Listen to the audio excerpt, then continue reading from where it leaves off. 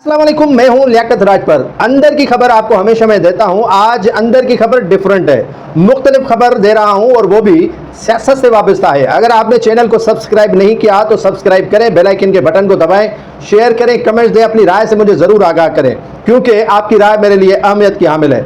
आज जो मिठा जी आपके सामने मैं सुठी, अच्छी और बेहतरीन खबर शेयर कर रहा हूं वो सियासत के मैदान से है और दो आपस में अहम रहनुमाओं के इख्तलाफात शुरू हो गए हैं। अहम रहनुमाओं के इख्तलाफात काफ़ी अरसे से लावा पक रहा था, अब वो शोला हो गया है, अब आग भड़क उठी है। अब इख्तलाफात इतने शदीद हो गए हैं कि आप और हमारे बस में वो इख्तलाफात रोकने वाले नहीं हैं। अब इस्माइल दाहरी कोई और बनने जा रहा है। आप पूछेंगे कि इस्माइल दाहरी के बाद किसकी बारी है, तो सुन ले, जो इख्तलाफात ऐवान सदर के बड़े रेस और यहाँ जेलों के वजीर और वक्फ सर्विसेज के वजीर हाजी अली हसन जरदारी के माबैन शुरू हुए हैं वो बढ़ चुके हैं, वो अब दीवार बन चुके हैं। इनके इख्तलाफात किस चीज़ पे हैं वो भी मैं आपको बताऊंगा कि इख्तलाफात हाजी अली हसन और आसिफ अली जरदारी प्रेसिडेंट ऑफ पाकिस्तान के क्यों है। क्योंकि हाजी अली हसन जरदारी ने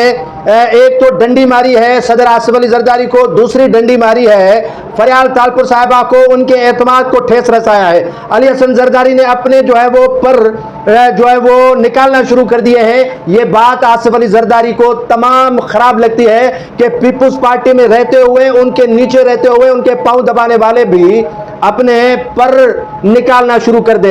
अली हसन जरदारी ने पर निकालना शुरू कर दिए, जिस पर बहन ने भाई को बताया कि भाई ये हमारा नहीं है, हमसे कहीं दूर जा चुका है और हमसे दूरियां शुरू कर रखी हैं और बेईमानी करना शुरू कर रखी है हिसाब किताब में। उसके बाद अली हसन पर कड़ी नजर ऐवान सदर से शुरू हो गई। ऐवान सदर से उनके जो है वो दिन गिने जा चुके हैं। काफी जो वजनदार हलकों का कहना है कि सदर आसिफ अली जरदारी कुछ ही दिन बाद अली हसन को वो रुतबा और मकाम दे रहे हैं जो उन्होंने इस्माइल दाहरी को दिया हुआ है।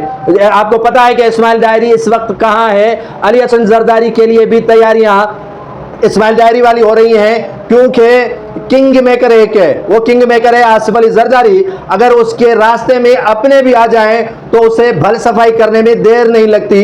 तो उन्होंने हाजी अली हसन जरदारी के लिए कोठी भी साफ करवा रखी है और तैयारी भी कर ली है और उसको मकाम वो मिलने वाला है जो साबिक सलाहकार इस्माइल दाहरी को मिला था।